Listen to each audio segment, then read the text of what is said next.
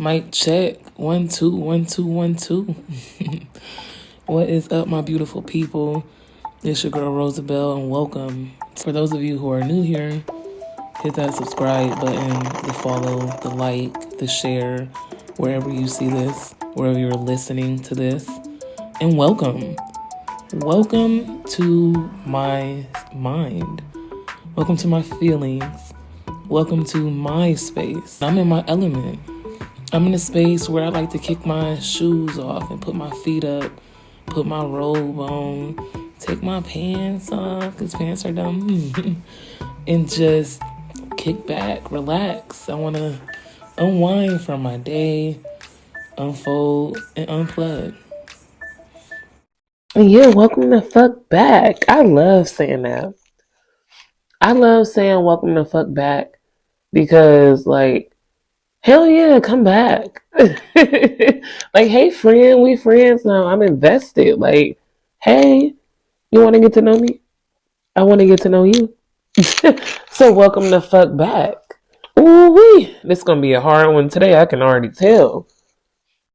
Mostly because, like, ugh, so congested, but it'll be okay. I really want to thank you guys for coming with me on this journey. I know it's a little early to get all sentimental, but before I even get started with this podcast, I just want to say thank you.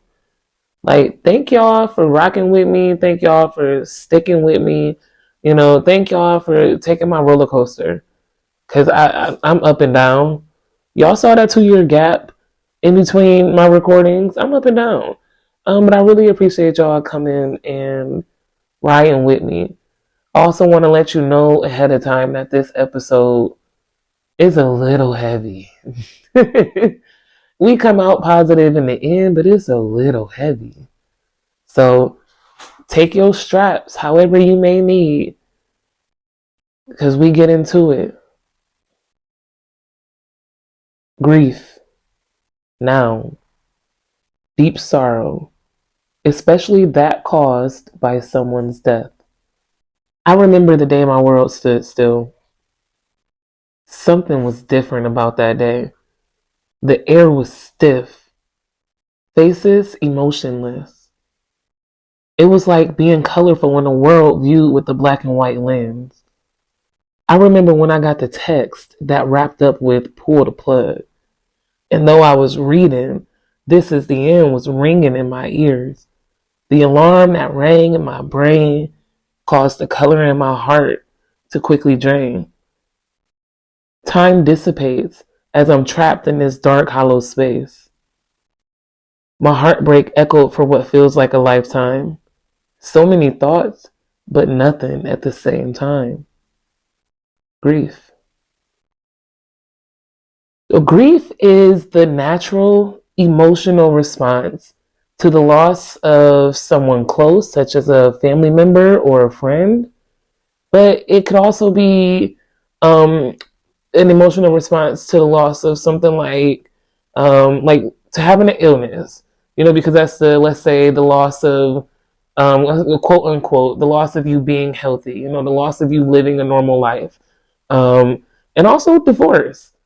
I feel like those are kind of like the top things that I really see people grieve over the most. But heavy on it is the emotional response to the loss of someone close or something. It don't have to be a person. But normally we see people grieve people all the time. Because the only thing guaranteed after birth is death. So let's talk about grief. How many of you guys have ever experienced grief? Known somebody that experienced grief and lost somebody? Like, how many of y'all have truly felt that? And then what did you do? What do you recollect? What did it feel like? That moment that you found out, whatever it may be, that moment that you found out, what did it feel like? Because for me, my world stood still, quiet. You could hear a pin drop in that world.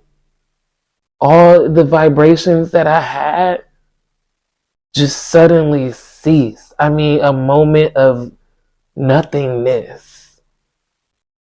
And time is steadily passing. But me, I don't even see time. I just know that I'm in this space of this space of just pure stillness. Like I don't know, like nothing is around me. Like you know how you watch anime or one of those like even shows, it don't have to be anime, but I see this a lot more in anime, is where you end up in like this space and the screen go white and you just in the white and there's nothing else around you. Like what the hell happened? That's how it feels to me. And it is very hard to navigate through because for me I could be in that space for days. Usually it's days until the funeral happened. And then that space is different. Instead of feeling like nothingness, now it's a thunderstorm. You know, now I'm feeling like holy shit, I need to breathe. Like I need to breathe because this is real. This is really happening. And where did all that time go? Before I used to run from that because I hated the emotional effects that I got from that. Like I said, inside it felt like thunderstorms. But what thunderstorms really looked like was crying at all kinds of hours. I could be eating an orange and then I'm crying because it's like, oh, oranges was their favorite fruit. Or I could be taking a shower and a song come on and now I'm boohooing in the shower because like, damn, that was our song. We used to kick it to that shit all the time. Or damn, I remember when they used to kick it to this. Like even if we didn't kick it to it together, you know, this was their favorite artist. This was their favorite song.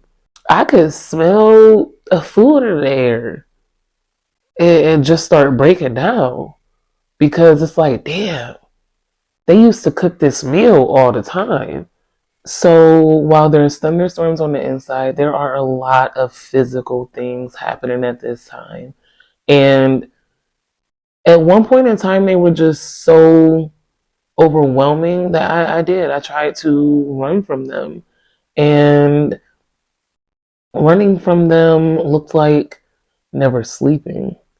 Running from them looked like mischief. Yeah. Being out at all random hours of the night. Always, this one I'm about to say, always wanting to be around people. Because on one side, that's healing. But on another side, that could be running. If I'm constantly chasing that feeling of not wanting to feel um, those feelings, not wanting to face that grief or face that loss, those times were hard. I ain't gonna hold you. It felt like the right thing to do. Um, just because like running away seemed easier than facing it. But see, that's the weird thing about grief. And that's the weird thing about losses is that though it feels so dark and heavy, there's always a positive on the other side. Now, let me explain. What is a loss? Like, what the hell does that even mean, a loss? Like, you mean like I lost my shit? No. So, a loss is the fact or process of losing something or someone. Um, Another definition, which I actually kind of think is interesting to see, is a loss is the state or feeling of grief when deprived of someone or something of value. I actually like that definition more.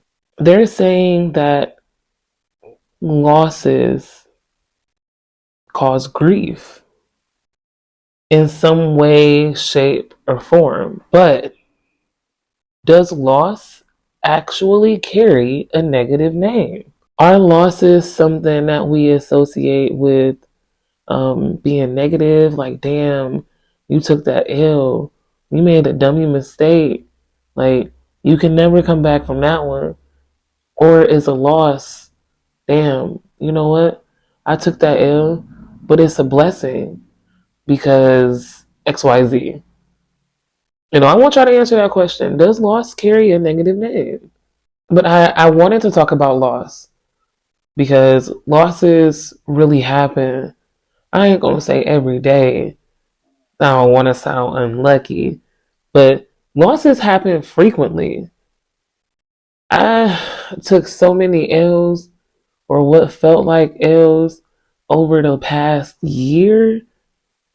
Like, but I still feel like the best is yet to come. And I still feel like the best is right around the corner.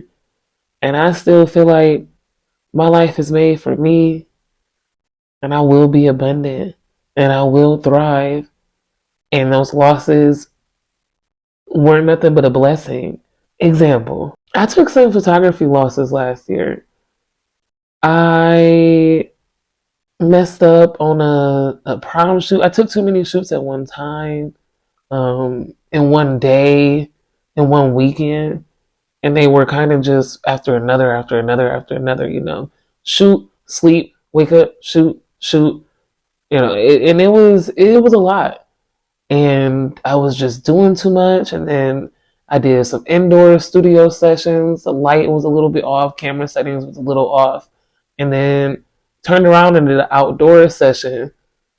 Settings was off because they were still set to the off indoor setting.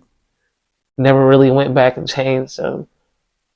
So my photos didn't come out at all how I saw them in my head. And when I start pulling them off, and prom is such like a damn, like a once in a lifetime thing.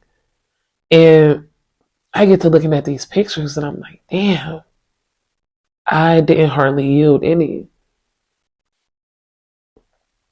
And the session before that, it was not enough yields. And then the day before that, there was a lot of yields, but I didn't feel confident in them. Like, it just really felt like loss after loss after loss.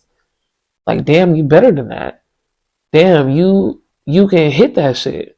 Damn, you can do that. Like, why did you forget that? It's something so stupid. Why didn't you set your camera for outdoor setting? Why didn't you check behind yourself?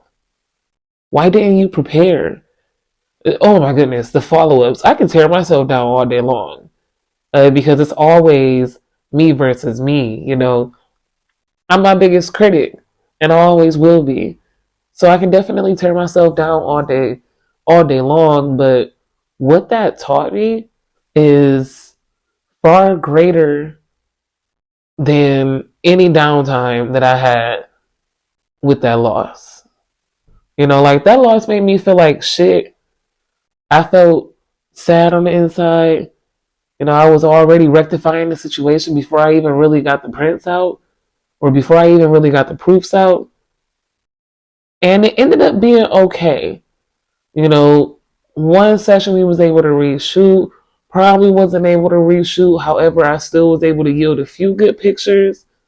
And I just made it free of charge. It all ended up working out. And now I just have a very different routine in my photography. I don't allow for those types of rushed errors anymore. Although I still kind of like, I still book myself a little tight. And I say that like, oh, I'll have 2 shoots in a day or like 2 events back to back in a weekend, you know. And 2 shoots in a day for me is a lot because I'm a full-time engineer. I'm a full-time mom. And photography is something that I love, but it's not something that's my main hustle. So sometimes I don't always have the time to put into it. So uh, them two shoots in a day could be big. And when I know about it, of course, that's why with me, when you book, we got to plan ahead. Like, you ain't about to book today for 2 days from now, unless it's something simple and I got it. But really, I like to put my time into setting up, um, because for me, I need to have that control of the flow. Now, things do happen. Days get displaced. People fall behind. That's okay with good communication. We can make it work out. But that's just something that brings me comfort, especially with the losses that I took. Another great example of this and losses is like losses in business and in friendships. Even furthermore, like switching jobs. That's a story that I can tell. So I was working this job that I loved, worked there for years, and things kind of started getting a little stagnant. Things wasn't working how they should have worked. You know, we stopped playing by the rules. Anybody that know me in my line of work, like in quality, it ain't hardly no rules you could be in quality. But profits be on the line, and we understand, but at the same time, in the line of work, it's not acceptable. And I just got so tired of the losses without a plan forward. Because in this industry, that industry, when you have a loss, like you got to have a recovery plan or a plan forward, because that loss is almost always directly impacts profit. And I just got really tired of that.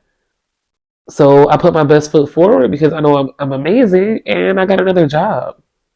But leaving that job was very hard. It was very draining. I went on a cruise right after that, like in between my jobs, and I both had the time of my life. But also, I spent some time um, within myself, grieving, switching jobs, because I missed everybody. You spend so much time working in a place that people become family. And I really felt like I was just walking out on my family when I left. But, this new place welcomed me in with open arms. I love it. I've been doing everything that I wanted to do and more from my last job. This is like the step up from my last job as to where I wanted to be or where I wanted to head to, but I just didn't know how to phrase it. I didn't know how to mold it. I just knew kind of like what it consisted of. So is this a loss? Is loss really negative? No, it's not a loss, it's a blessing. It's a blessing. Even though it felt heavy, even though I grieved over it, um, it was truly a blessing. Now, some of the stuff that really got me through this loss and grief was practicing mindfulness. Like, people, I know we be hearing this talk about mindfulness so much these days. And I know people at first, when people had everything to say being pulled every which way, right? Because they associating, you got the conspiracy theorists, right? You associating different things with different things with different things, like, and people go down loops, people go down rabbit holes. But mindfulness is extremely important because it's really how you get to know yourself.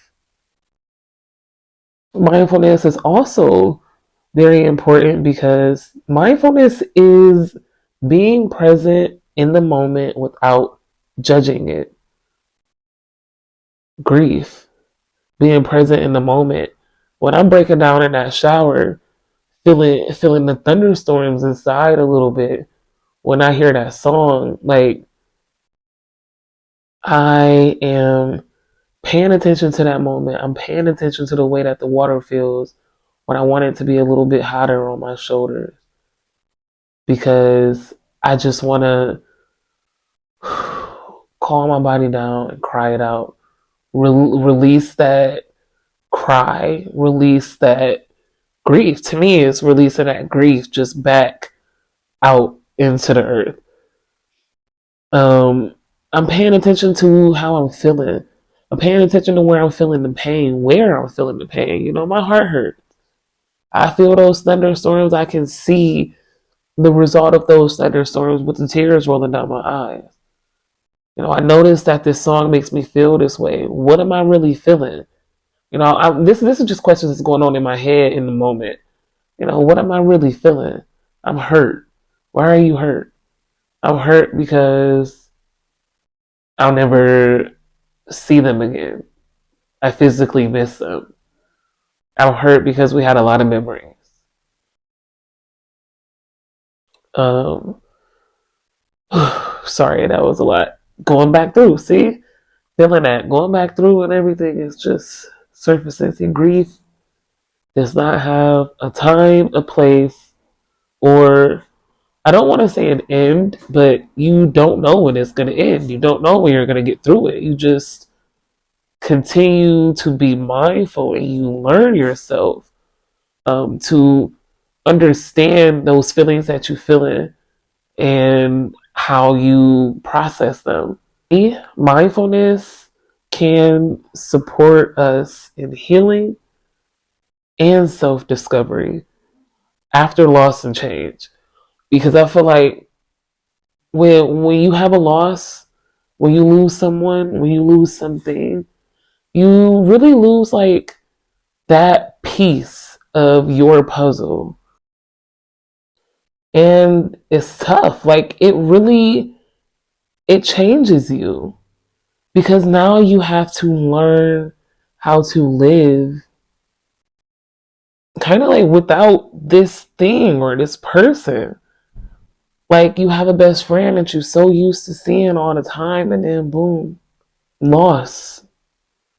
Like, what do you do with that time that y'all spent together? Because y'all with each other all the time.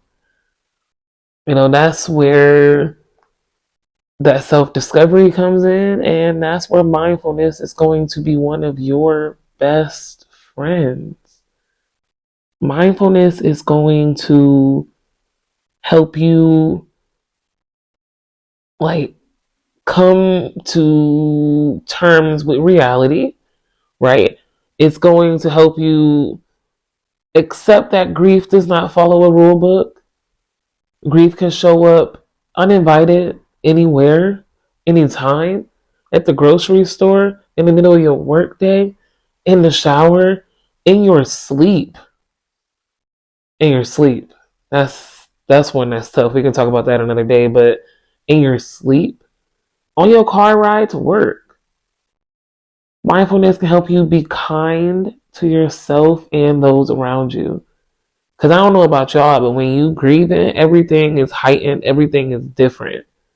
You know, you fixed on these emotions and this sadness and this heaviness. That sometimes we kind of forget that people around us are humans too. People around us deserve respect. Um, it gets cloudy. And so mindfulness can help you be kind to yourself and those around you. Because it's not their fault that you're going what you're going through. But you still have to go through what you're going through. Mindfulness can help you like stop and pause. You know, it can teach you just to give yourself a moment. Like, you know, maybe you feel your temperature rising a little bit, you know, you feel those thunderstorms starting. That's knowing yourself. That's knowing that, okay, I'm having a thought or a familiar scent, right? Let me step away. Let me go give myself a moment. Let me take a walk. Let me, however you practice mindfulness. It allows you to breathe. breathing can slow down that heart rate, and level you out in those times where you're feeling very heavy. It also allows you, lastly, to connect to what you are feeling.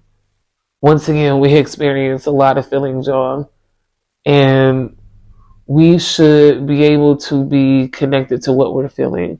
We need to know how we're feeling because we want to grow through this. We want to relearn ourselves. We want to find more impactful things to do at that time.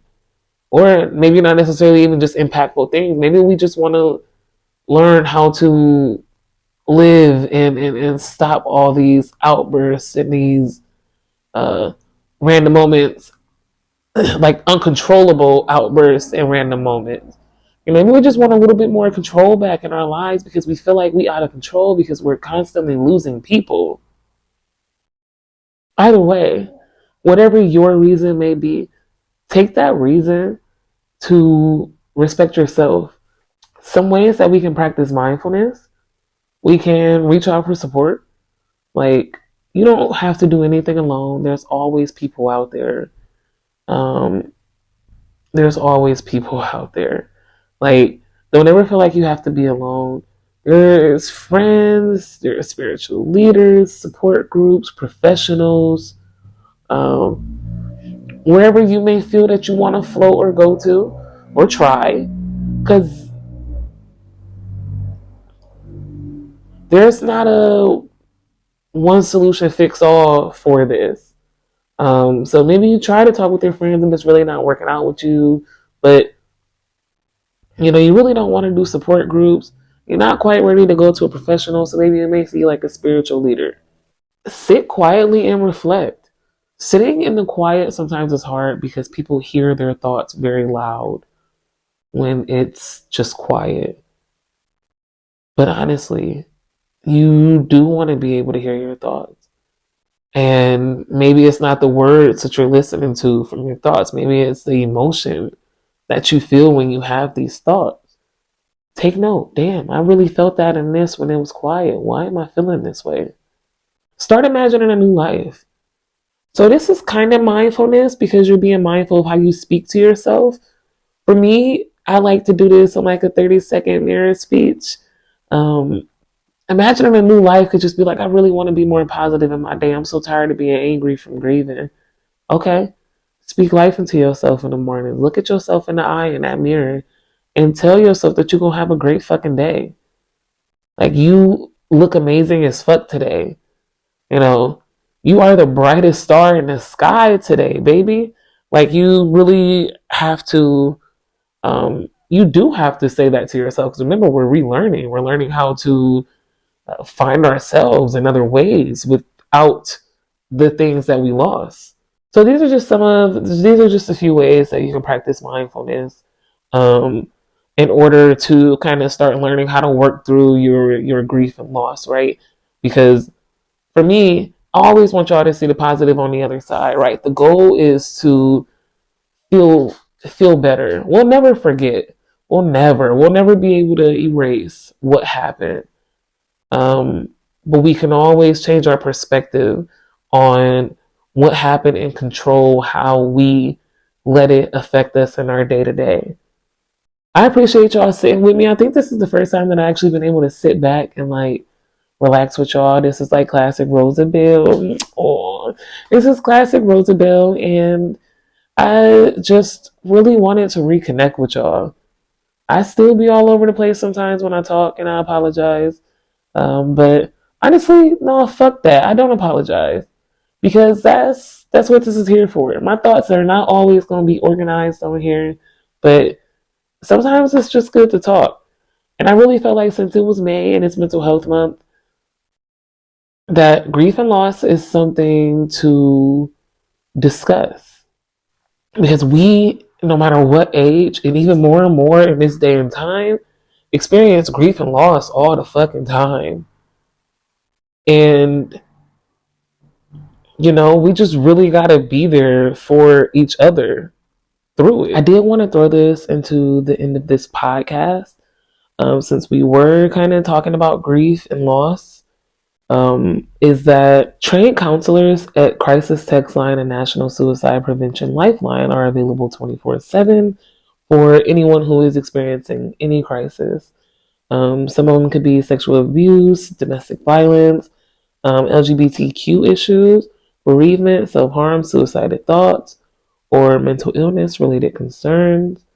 You can text HOME to 741-741 from anywhere in the United States anytime. Crisis Text Line is here for any crisis. I love y'all.